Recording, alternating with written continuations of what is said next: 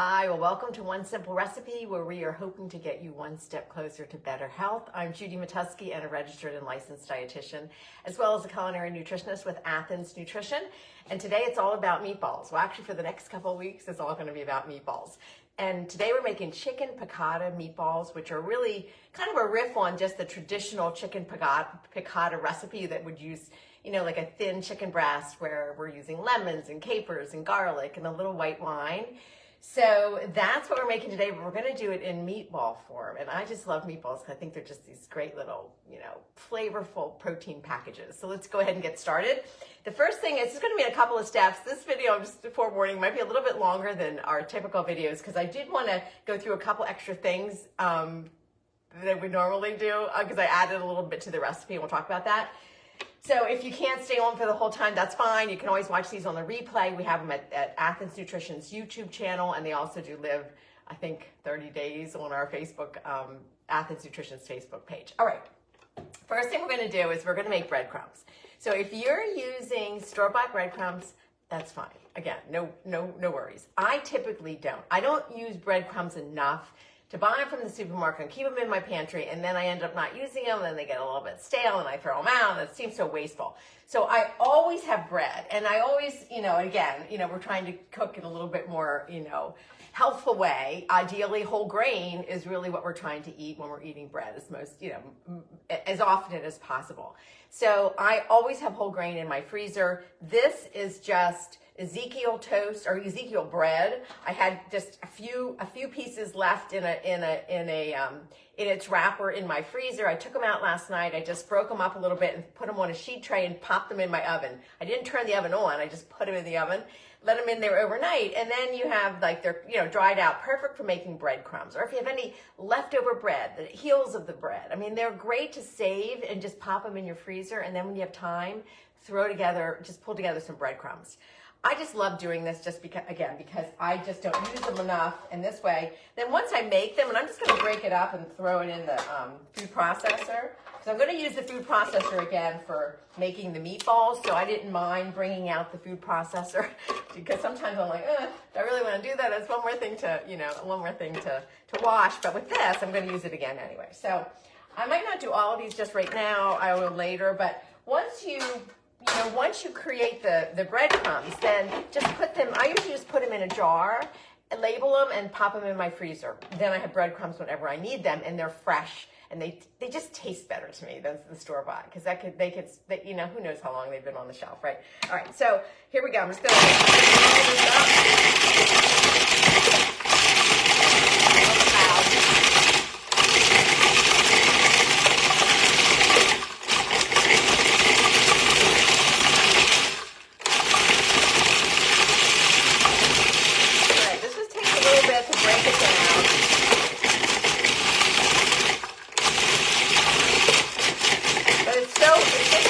Easier. So I don't have it fully broken down, but that's okay. I'll just use some of the smaller pieces. For some reason, I probably have to break the bread up a little bit more when I want to get these to really get a little bit finer. Actually, let me just try it one more time just to get a little bit more refined.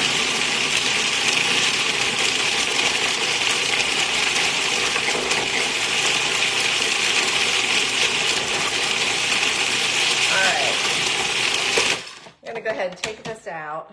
There's a couple large pieces. I'll get those later. Okay, I'm just going to dump that right into a bowl for now because we only need 1/4 cup to make the meatballs. So I'm just going to process the rest of that bread later, and then I'll just have a whole bunch of breadcrumbs. All right.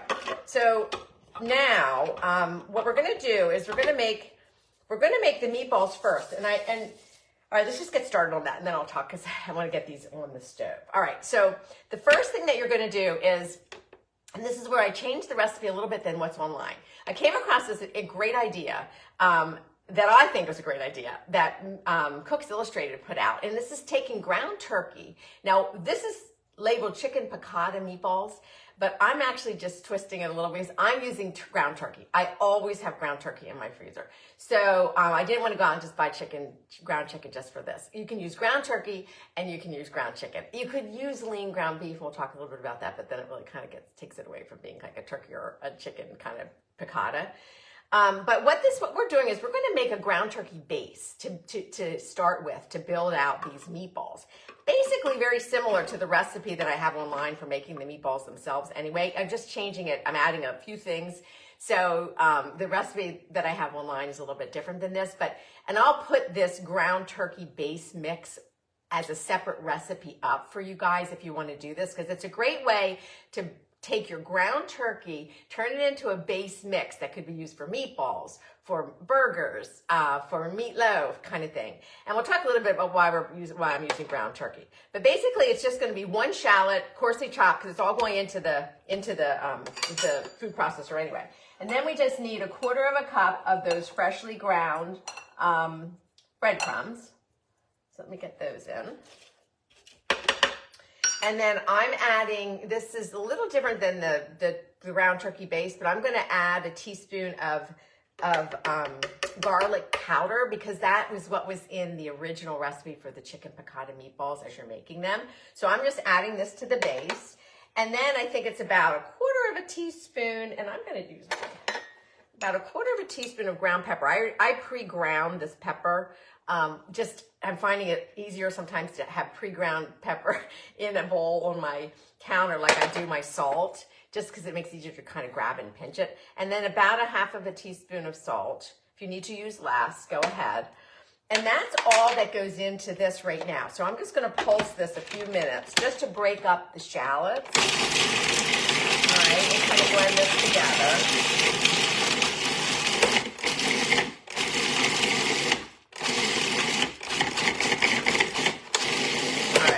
So we have that. This is pretty well, we have it kind of just broken up. You know, we just wanted to kind of just mince up those shallots a little bit. And the reason I did this before we put the turkey in is because we don't want to over process the turkey, right? Turkey, lean ground beef, the more you work with it, just the tougher it gets and the denser it kind of gets. So the less you work with it, the better. So this gets pre-ground ahead of time. And this is kind of creating more moisture and a little more lightness to ground turkey. Because I feel like when you're working with ground turkey, it can get a little dense, sometimes a little bit dry. And we'll talk about the percentage of fat in a little bit. All right, now what's going in is what we're called like a panade, which is very typical in Italian cooking for making meatballs. We're adding just, I think this is the third, I'll put all this recipe up, but I think it's 1/4 cup of milk, whatever milk, you know, I'm using cow's milk. That would probably be best. And the recipe for the piccata meatballs calls for 1/3 cup of grated Parmesan. So I'm going to go ahead and put that in now, just because this is going to build out that chicken piccata meatball flavor that we're looking for. So this is a little bit different than just the base mix for making a ground turkey mix. But again, I will give you that alternative recipe. But I think I like this idea because I think it's going to really help keep the turkey meatballs nice and light and moist. All right, 1 tablespoon of Worcestershire sauce, all right?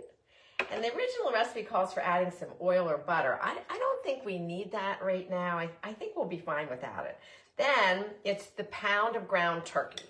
All right, we're gonna talk a little bit more about the difference between ground turkey and ground chicken in a minute, but I really just wanna get this turkey. And that all goes in the food processor. I just want to get these meatballs going. Let me just also turn on my stove so that I can get that up. So we can get this, move this out a little bit. So I want to get them browning. All right, now we're just going to kind of pulse this together. We don't want to over mix this. Just like if you don't have a food processor, you know, or you don't want to get it out because you're not making the necessary making the breadcrumbs, and just do this you can just do this in a bowl, you know, just mince your onions. All right, and then let me just get this. I'm going to push this down. Just mince your onions ahead of time, and then you can just do this all in a bowl and just mix it with either with your hands or obviously with a spoon or whatever you want to use, but. Because I had the food processor out, the recipe called for doing it in the food processor. That's pretty much the only reason I'm doing that. Okay, just a couple little pulses, and that's pretty much it. So now we have the ground turkey base. So this is what we would be considering the ground turkey base that you could make, and it can be in your refrigerator for a couple of days. and then use that for like 2 days. After that, you would have to freeze it. But this is gonna be what's gonna build the meatballs. Now, the only way I changed the ground turkey base to make it aligned with the chicken piccata meatballs is I added the garlic powder and I added a little bit of Parmesan cheese. That was the only difference in this. But you know, the turkey base could be used for a lot of different things, and you could actually change out the seasonings if you want to. All right, let me just wet my hands a little bit. And now let's just make some meatballs. I'm trying to get this pan up to snuff here. Let's get it. I'm going to bring that heat up a little bit. All right, we'll let that go. So now that I'm actually just going to take the meatballs right out of here, rather than transferring it to a bowl, because we don't need to. And they're about 1-inch meatballs. These are pretty, and ground turkey tends to be a little bit on the wet side. If we had time, or if you have time, what would probably be best would be to make this and then cover it with saran wrap and put it in the refrigerator for just a little bit. That'll make it a little bit easier to make the meatballs, because these are going to be pretty sticky and wet, just because if you let it sit for a little bit, the breadcrumbs will start to absorb some of that milk that we added, and it'll tighten it up a little bit, so it'll be a little bit easier to roll. But for the sake of time, I'm going to just go ahead. Yeah, there's a little sizzle. All right, so when you add your meatballs to the oil, you should hear a little sizzle, and that's letting you know that your pan is hot enough to add the meat. All right, so about 1-inch meatballs and a 1 pound mix, 1 pound of ground turkey will make. This makes, I don't know, give or take 24 meatballs. You'll probably need to do it in 2 batches. I'm not going to do that. I'm just going to do what I can to fit in this, in here, just one round, and then I'll finish them off later, just again for time's sake. But a couple things about the ground turkey versus ground beef versus ground chicken.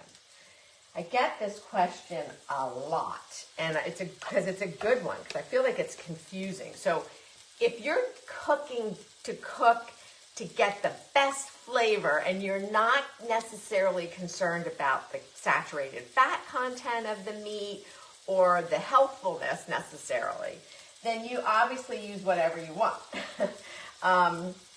But the way I cook with our One Simple recipes, we're really trying to keep the healthfulness in mind, so that we're not losing the flavor so much, and we're trying to keep the texture okay, but we're also considering the overall health profile of the recipe. So for this recipe, what I have found is when I'm making meatballs, and I typically almost always use ground turkey, because that's just what I have. I don't use a lot of, we rarely eat red meat, so I just don't have ground beef really ever. So I typically would use this. I don't usually use ground chicken. I feel it's a little harder to find. I don't know if sometimes it's just a little even more expensive. I don't know. I don't think there's that much of a difference nutritionally or from taste. So I just always use ground turkey. But there is a really big difference when you're choosing the fat content of the ground meat. So if you're getting ground turkey, you have the healthiest options would be either go with turkey breast. Okay, I think that's all I'm going to do. I'm going to push this off to the side. I'll do the rest of these later, so I can get this going. Let me just wash my hands real quick. So if you're doing, so as this cooks, we'll just talk a little bit more. So for when you're buying anything, ground turkey, ground chicken or ground beef, you really want to get the 93-20, the 93-7. So 93% lean and only 7% fat. That's typically what I tend to use for cooking. Gives it a nice little balance between nice balance between the moisture content of having a little bit of fat in there without compromising the overall health profile, so it doesn't raise the saturated fat, because that's really what we're looking at mostly in the differences between these meats. If you want to use ground turkey breast, you can. Now that is the leanest of the leanest. There's hardly any saturated fat in it for 3-ounce serving. It's tricky because it can be very dry. So you have to really know how to cook it, and you want to really be on top of it.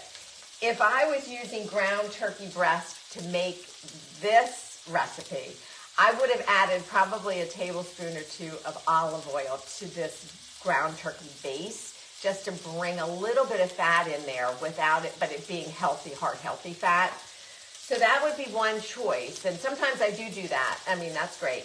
The 93.7 is a little bit more forgiving, in the sense that you don't necessarily need to add oil to that. But I think making this ground turkey base, where you're adding some onion, you're adding a little milk, you're adding that with the breadcrumbs, that creates that kind of panade that really helps with the moisture content of the ground turkey. So that is a nice little way to a little hack to kind of make these a little bit looser, not so dense, and a little bit not dry. All right, so that's the one thing. Now, the difference between 93.7 ground beef, 93.7 ground turkey, or chicken breast, ground chicken, not chicken breast. They're all about the same when it comes to protein content, fat content, saturated fat content, with the exception that even that leaner ground beef is still like 1 gram higher in saturated fat than ground turkey or ground chicken. And that may not seem like a lot, but if we're really watching overall saturated fat intake, we don't really want more than maybe 12 grams for the whole day, maybe 10.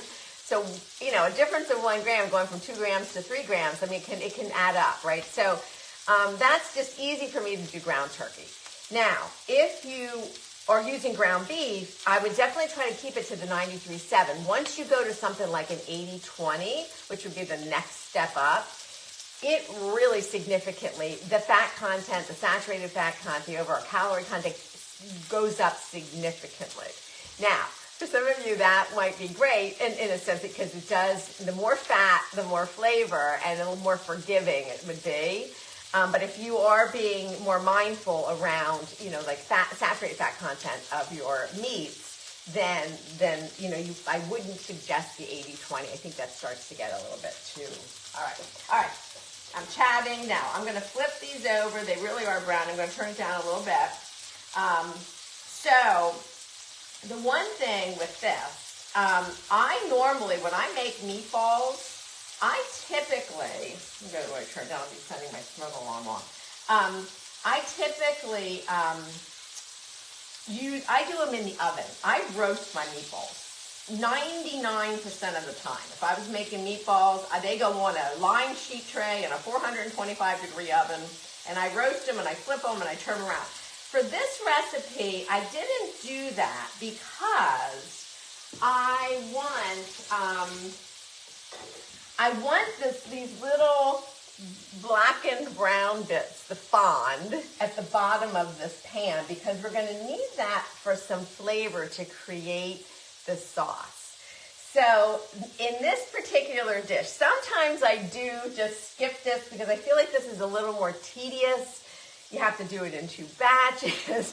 Sometimes I just go ahead and do these in the oven and then just create the sauce. And I just don't have that extra flavor at the bottom of this pan for my sauce, which is fine, and I'm okay with that. But if you want to really make the recipe as to get the most flavor from this, then I would brown them up here in the skillet and then make your sauce.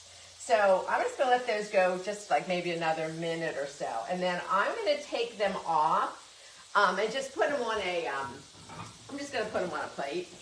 But I have enough. This is 1, 2, 3, 4, 6, 9. This is about 12 meatballs here. So I about half. I put about half of the mix that we created to make the meatballs in. And now we'll probably, again, it makes about 24 meatballs that are about this size. All right. So let's see. Now when you're, as you know, when you're doing anything like this with ground turkey, again, that's pretty much, we don't eat a lot of ground turkey or chicken or beef in this house. We eat mostly fish and then mostly vegetarian kinds of things, whether it's using beans or whether it's using tofu or something. The only time I ever use ground turkey is making meatballs, or if I might make a ground turkey loaf with a lot of veggies, or I might do like a kind of real veggie turkey burger. That's about it. I mean, we'll have turkey at Thanksgiving, but we don't use a lot. And I do use chicken, and it's not for any reason. It's just that we tend to lean more seafood and more plant-based. And then I'll fill in with some ground turkey here and there, or I'll fill in with some chicken breasts that I might be making, maybe some chicken tenders or something like that. I just don't tend to cook a lot with poultry, but I know that a lot of you do, and a lot of my clients do, and they're always looking for kind of new things that they can make. All right, so I think these are pretty good. Let's just go ahead. We're going to plate these up. And then I am going to turn it down a little bit more. I I really want it to brown really well, but I just don't want it to burn. All right, so we're going to grab these meatballs, and now we're going to quickly make this sauce. All right, and then we'll put the meatballs back in. All right, so let me take this off. So this is just, again, this creates extra steps to me if you're not roasting or you're not going to bake these in the oven. But that's okay. All right, so now I'm going to add a little bit. I have two garlics minced. So I'm going to put that in, and that's just for about a minute. So I just want to brown that up a little bit. All right.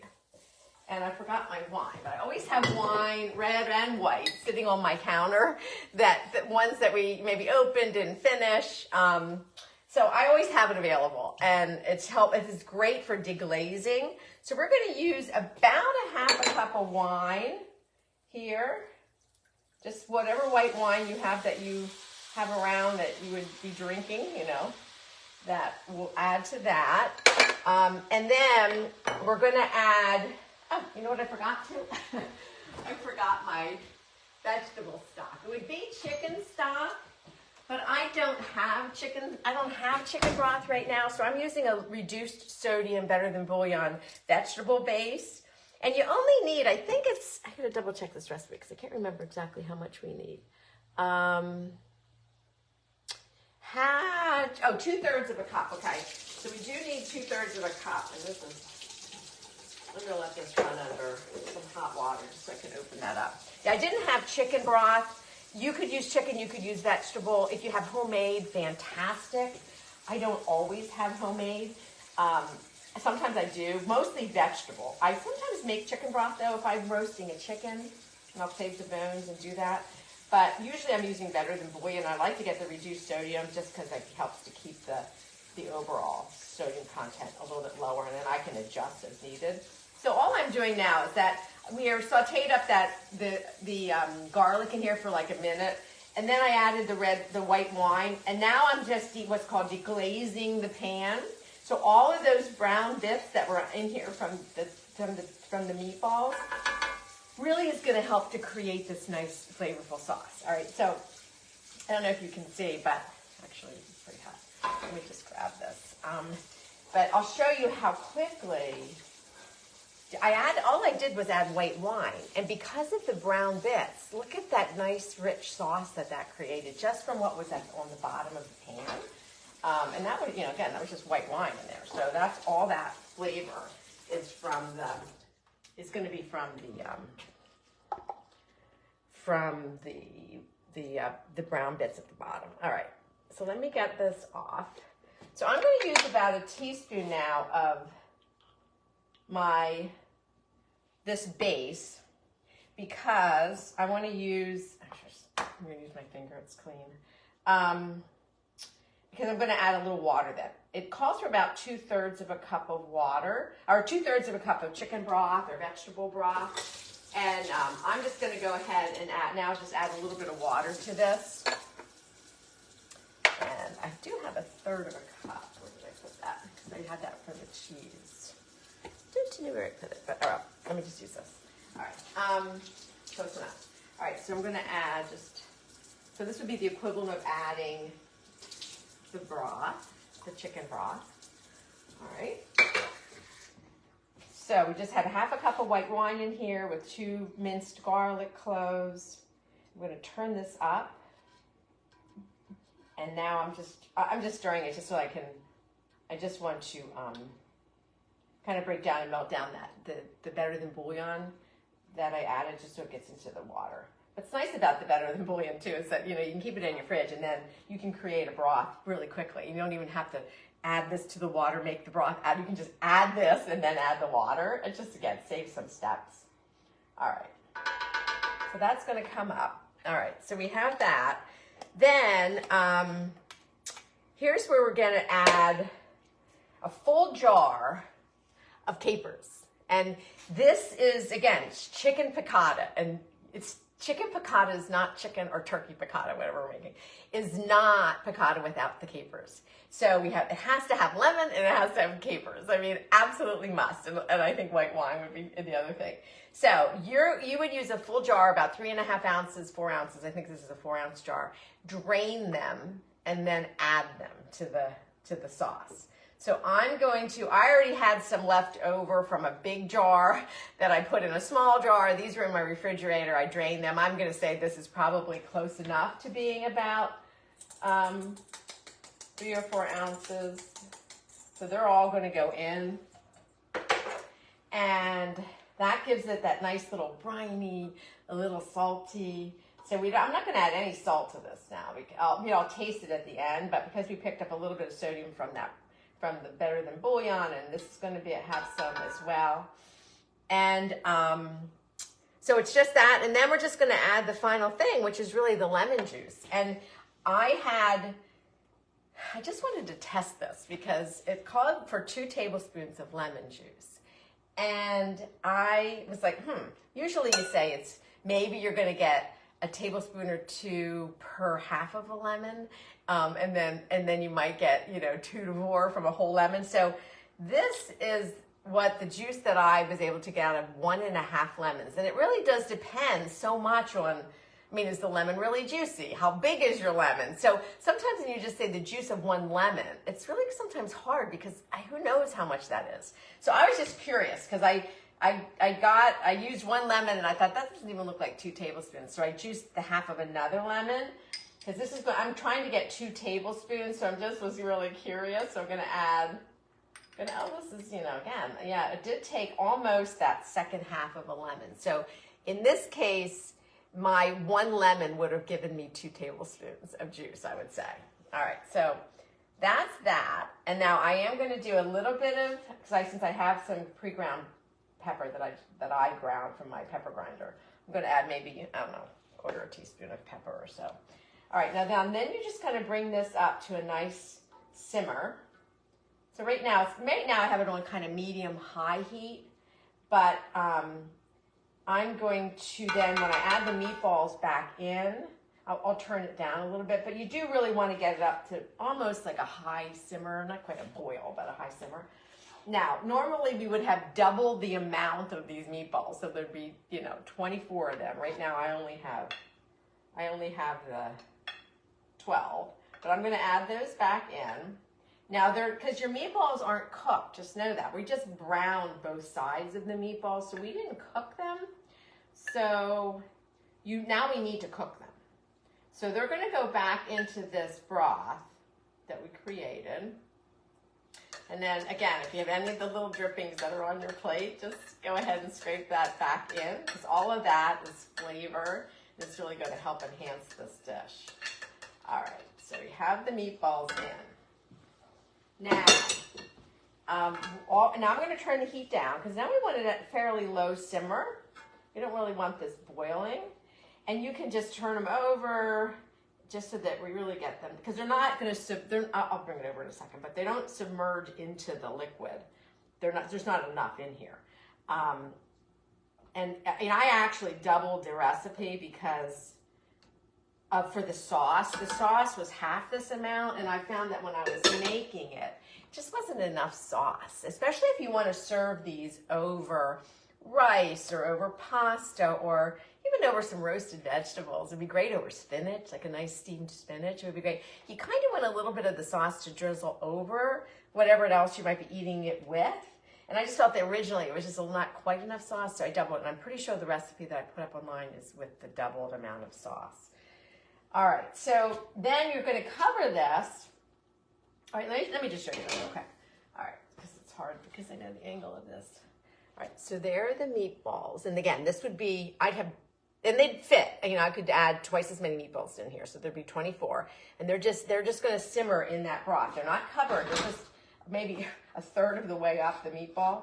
And then you're going to cover this up and keep it on a low simmer. And that's going to simmer for, you know, maybe 5 to 7 minutes. All we're trying to do is we're just trying to cook through the meatball, because of course there's no way we want to be serving any raw turkey.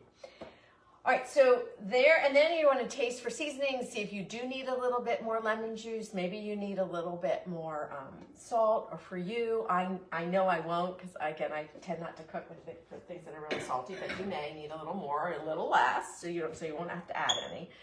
And then the way you're going to serve this would be, like I said, you can serve this on quinoa, you can serve it as is. The meatballs, what are great about meatballs is that, and we'll talk more about this, but they're so great to freeze. So you can double the batch. You can, if you only know you're going to eat some of this, and freeze the rest of them, and you can have them in sandwiches or on your salads or in a bowl, or, you know, you can have them in a million different ways. And I just like that they're that little flavor bomb of protein that's in these nice little packages. You can have 1 or 2, you can have 3. I would say that 3 is probably about 3 ounces. Each one might be about a little, or maybe a little more than an ounce. I'm not really sure.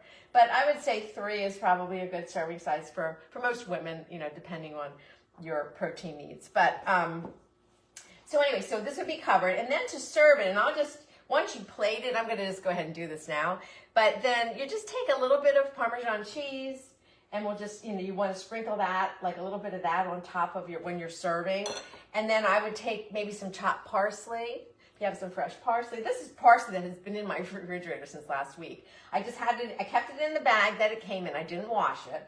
And then I just put a paper towel in there with it just to control some of the moisture. And it looks as good as it did a week ago. So parsley is just such a great herb to have around because you can keep it forever. And it looks beautiful usually, and it works. And then just, you know, again, you have your lemons anyway, just wedge up your lemon and then serve this with a little bit of cheese, a little sprinkle of parsley, and then serve it with like a couple wedges of lemon. That just makes a really nice presentation. All right, so here you have it.